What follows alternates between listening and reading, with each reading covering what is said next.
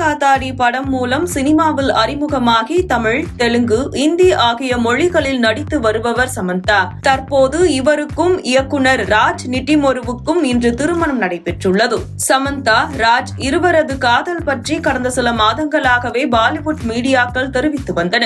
இப்போது இதனை அதிகாரப்பூர்வமாக மாற்றியுள்ளது இந்த ஜோடி.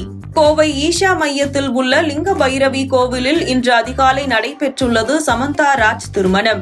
நெருங்கிய நண்பர்கள் மற்றும் உறவினர்கள் மட்டுமே கலந்து கொண்டதனால் 30 பேர் மட்டுமே இந்நிகழ்வில் பங்கு பெற்றுள்ளனர். 2021ஆம் ஆண்டு இந்தியில் வெளியான தி ஃபேமிலி மேன் சீசன் 2 இணைய தொடரில் நடித்திருந்தார் சமந்தா.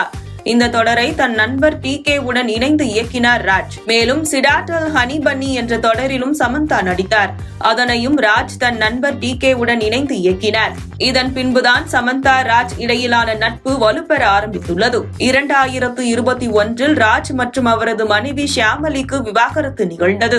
அதன் பின்பு ராஜ் சமந்தா காதல் கதை துவங்கியது எனவும் பல இடங்களில் இவர்கள் ஜோடியாக வருவதும் அதிகரித்தது எனவும் சொல்லப்படுகிறது. மேலும் தற்போது சமந்தா தயாரித்து நடிக்கும் மா இன்டி பங்காரம் படத்தின் பூஜை சமீபத்தில் நடைபெற்றது. அந்த நிகழ்விலும் கலந்து கொண்டார் இயக்குனர் ராஜ். நேற்று மாலையில் இருந்தே சமந்தா ராஜ் திருமணம் பற்றிய செய்திகளை வெளியிட்டு வந்தன பாலிவுட் மீடியாக்கள். இந்த சூழலில்தான் இன்று இந்த திருமணம் நடைபெற்றுள்ளது. தனது இன்ஸ்டா பக்கத்தில் திருமண புகைப்படங்களை தற்போது பதிவிட்டுள்ளார்.